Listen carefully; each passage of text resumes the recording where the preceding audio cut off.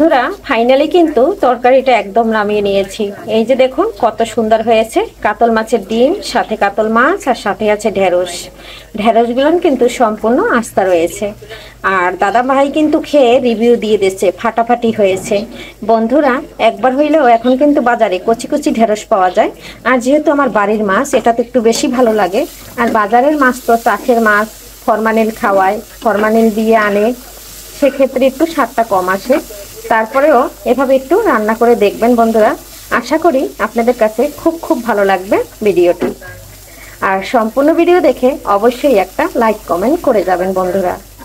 আশা করি আপনাদের কাছে খুব খুব ভালো লাগবে। আজ ভালো লাগে না কালকের ভালো লাগবে, কালকের ভালো লাগবে না পরশু অবশ্যই ভালো লাগবে। হয়তো আমার কথা ভালো লাগে না, হয়তো আমার রান্না ভালো লাগে না, হয়তো আমার কাজ ভালো লাগে না, তারপরে বন্ধুরা ভালোবেসে দেখলে সবার সবকিছু ভালো লাগে। নমস্কার বন্ধুরা, কেমন আছেন সবাই? আমি চলে আসলাম নতুন একটা রেসিপি নিয়ে। আমি পাপড়ি কিচেন থেকে চলে আসলাম রান্নার রেসিপি নিয়ে। এখানে নিয়েছি কাতল মাছ, আর সাথে নিয়েছি কচি কচি ভেন্ডি। আর কচি কচি ভেন্ডিটা মানে একদম কচি। অনেকে ঢেঁড়স বলে, অনেকে ভেন্ডি বলে, যে যে নামে বলে কোনো সমস্যা নাই। এখন আমি মাছগুলো হলুদ লবণ মেখে ভেজে নেব। চুলায় কড়াই বসিয়ে দিয়েছি, এখন আমি হলুদ লবণ দিয়ে মেখে নেব। বন্ধুরা এখানে আমি 12 পিস মাছ নিয়েছি। লবণটা দিয়ে দিচ্ছি, এখানে দিয়ে দিচ্ছি হলুদ। এখন আমি খুব সুন্দর করে মেখে নেব। তেলটা দিয়ে দিয়েছি, এখন আমি এক একটা মাছ দিয়ে দেব। খুব সুন্দর করে মাছগুলো ভেজে নেব। অনেকগুলো মাছ একসাথে দিয়ে দিয়েছি। আর এখানে 3 পিস মাছ আছে, আর হইলো মাছের ডিম আছে। ডিমটাও সম্পূর্ণ ভেজে নেব। ভেজে তারপরে, কারণ ডিম আমার ছেলের ভীষণ প্রিয়। মাছের একটা পাশ ভাজা হয়ে গেছে, আমি উল্টে পাল্টে দিচ্ছি। বন্ধুরা এটা কিন্তু বাড়ির মাছ, বাড়ির পুকুরের মাছ। আমার দেবর বাড়িতে থাকে, ও মাছ ছাড়ে প্রতি বছর, সেই মাছ পাঠিয়েছে। আর আমার শাশুড়ি মা বাড়ি থেকে আসছে, উনি নিয়ে আসছে।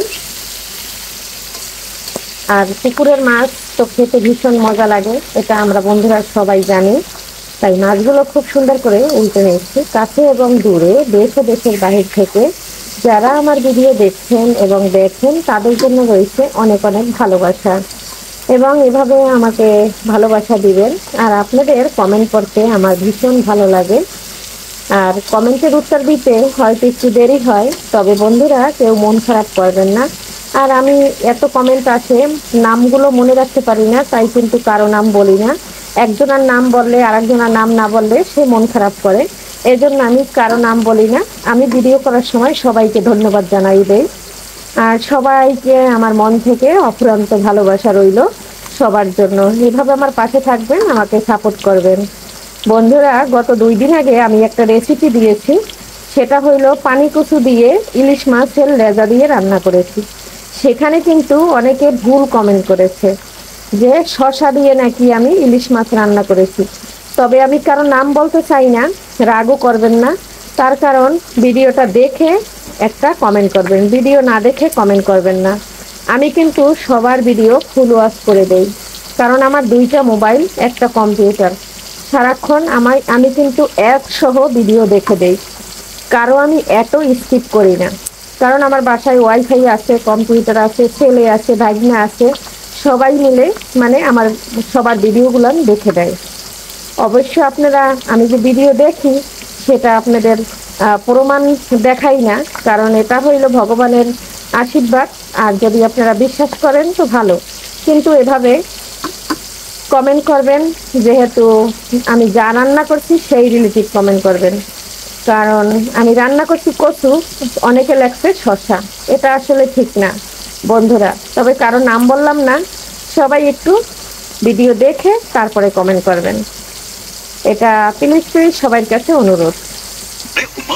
বন্ধুরা দেখুন আমি অ্যাড সহ ভিডিও দেখি, অনেকে আছে বিশ্বাস করেন, আমি কিন্তু অ্যাড কোনো সময় স্কিপ করি না। আর এখন বাজে ভোর 5টা, আর এই টাইমে আমি রান্না করি, ভিডিও তৈরি করি। তখন থেকে একটা ফোন থেকে ভিডিও দেখি এবং একটা ফোন থেকে আমি ভিডিও তৈরি করি। তাহলে আর আমার ছেলে এবং আমার ভাগনা যখনই বাসায় থাকে তখনই কম্পিউটার দিয়ে ওরা ফ্রি হয়ে ভিডিওগুলো দেখে। তবে আপনাদের সাথে এভাবে আমি কখনো শেয়ার করি না।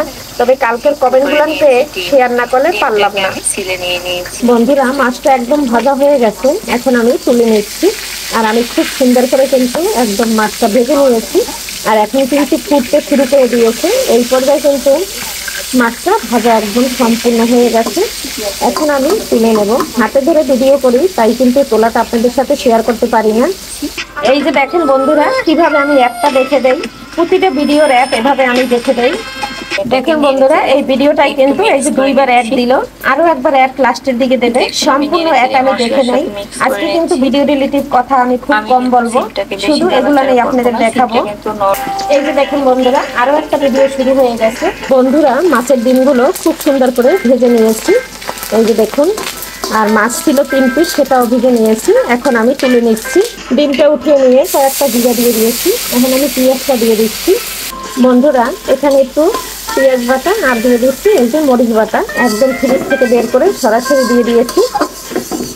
ডিমের এগুলো খুব ফুটতেছিল তাই কিন্তু জালটা একদম কমিয়ে দিয়েছি। আর মাছ ভাজার যে তেলটা এটাই কিন্তু আমি মশলা কষিয়ে ভেন্ডিটা কষিয়ে একদম রান্না করে নেব। এখানে আর তেল ব্যবহার করব না। এখানে কিন্তু আমি মাছের বাটিতে অনেকটা ডিম ছিল, এটার ভিতরে আমি গুঁড়া মশলাটা দিয়ে দেব। এখানে দিয়ে দিলাম জিরা ও ধনিয়ার গুঁড়া, আমি যেহেতু একসাথে করে নিয়েছি। এখানে দিয়ে দিচ্ছি মরিচের গুঁড়া। বন্ধুরা ঝালটা আপনারা বুঝে দেবেন, আমরা একটু ঝাল বেশি খাই। আর দিয়ে দিচ্ছি পরিমাণ অনুযায়ী হলুদ। এখন আমি এটা একটু জল থেকে মিশিয়ে নিচ্ছি। আর ওদিকে মশলাটা কিন্তু আমার কষানো হয়ে গেছে। যেহেতু বাড়ির মাছ এর থেকে বেশি মশলা ব্যবহার করব না, মশলাটা তৈরি করে নিয়েছি। এটাই কিন্তু বাটা মশলার স্বাদ আসবে। এখানে দিয়ে দিচ্ছি লবণ। পেঁয়াজটা ভাজা ভাজা হয়ে গেছে, এখন আমি মশলাটা দিয়ে দিচ্ছি। মশলাটা দিয়ে নেড়ে চেড়ে দিচ্ছি। বন্ধুরা মশলাটা যখন আর একটু কষানো হবে তখন আমি ঢেঁড়সগুলো দিয়ে কষিয়ে নেব। বন্ধুরা তেলটা কিন্তু একদম ছেড়ে দিয়েছে। এই পর্যায়ে ঢেঁড়সগুলো দিয়ে দেব। আর ঢেঁড়সগুলো যেহেতু কচি আমি কিন্তু এটা ঢেকে কষিয়ে না, আমি এভাবেই মশলার ভিতর কষিয়ে নেব। দিদি ভাই দেখো তোমার ভিডিও দেখতেছি আমি। রুই মাছের মাথা দিয়ে বন্ধুরা এদিকে কিন্তু আমার ভেন্ডিটা কষানো হয়ে গেছে। এখন আমি দিয়ে দেব জল। এই পর্যায়ে জল দিয়ে না দিলে মশলাটা কিন্তু পুড়ে যাওয়ার সম্ভাবনা থাকবে, এতে খেতে কালারটা নষ্ট হয়ে যাবে। আর এই যে তেলটা কিন্তু সম্পূর্ণ ছেড়ে দিয়েছে। এই পর্যায়ে গরম জলটা দিয়ে দিচ্ছি। ঝোল বুঝে জল দিবেন আপনারা। আমাদের বাসায় একটু ঝোল লাগে, ভাগনা ঝোল খায়, ছেলে ঝোল খায়। বন্ধুরা গরম জল দেওয়ার সাথে সাথে একদম ফুটে উঠেছে। এখন আমি ভেজে রাখা মাছ ও ডিম দিয়ে দেব। মাছ আর ডিমগুলো সম্পূর্ণ দিয়ে দিয়েছি। এখন রান্না করতে কিন্তু আমার একদম অল্প সময় লাগবে, 5 মিনিটের মতো রান্না করে নেব, তাহলে কিন্তু হয়ে যাবে। আর ভেন্ডি কিন্তু বেশি রান্না করলে ভালো লাগে না খেতে।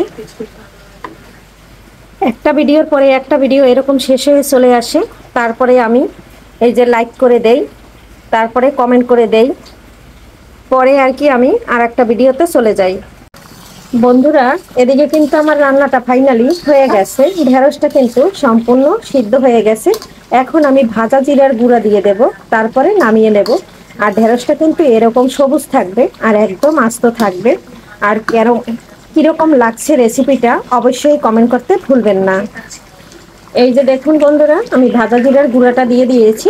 আর আপনারা চেষ্টা করবেন ভিডিও দেখে ভিডিও রিলেটিভ কমেন্ট করার। বন্ধুরা ভিডিও যদি আমার ভালো না লাগে তাহলে ক্লিক করবেন না, আপনাদের ভালোবাসা আমি দিয়ে যাব।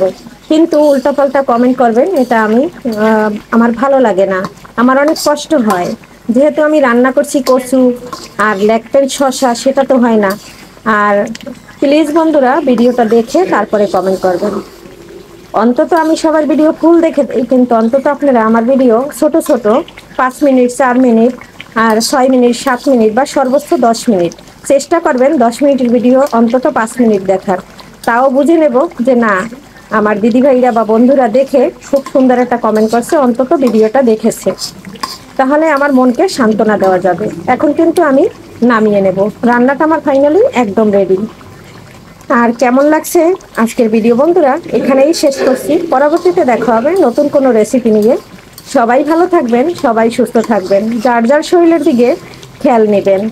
আর এই বলে ভিডিওটি আজকে এখানেই রাখছি। আগামী ভিডিও দেখার আমন্ত্রণ জানিয়ে সবাইকে জানাচ্ছি বাই বাই।